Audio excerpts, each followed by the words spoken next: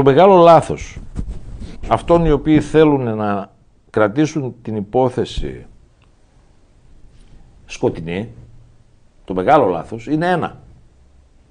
Ότι ξεχάσαν τα 3 βίντεο τα αρχικά από τις 3 κάμερες επιτήρησης του δρόμου και από το εργοτάξιο. Αν δεν υπήρχαν αυτά τα 3 βίντεο, δεν υπήρχε περίπτωση εγώ να ήμουν εδώ τώρα. Δεν θα είχα ασχοληθεί.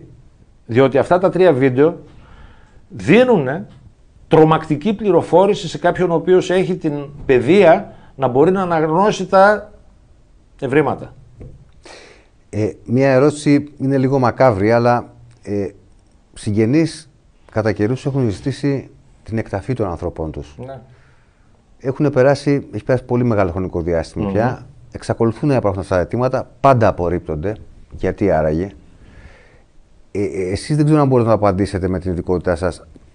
Θα μπορούσε μία σωρός μετά από τόσο μεγάλο χρονικό διάστημα να μιλήσει?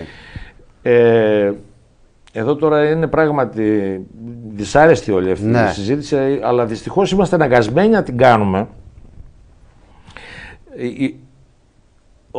Όταν η ανθρώπινη σάρκα απανθρακώνεται, μετατρέπεται δηλαδή σε μια μάζα άνθρακα, έχει την ιδιότητα του ενεργού άνθρακα.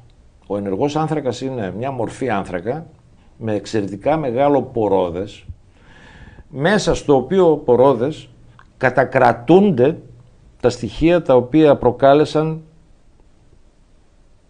την απανθράκωση. Το οποίο σημαίνει ότι οι απανθρακωμένοι σώροι έχουν προστροφήσει στα κενά ανάμεσα στα μόρια του άνθρακα ουσίες που προκάλεσαν την απανθράκωση. Αυτό σημαίνει, και με δεδομένο ότι η ταφή έγινε μέσα σε πλαστικές ερμητικά κλειστές σακούλες, ότι έχουν διατηρηθεί τα πάντα.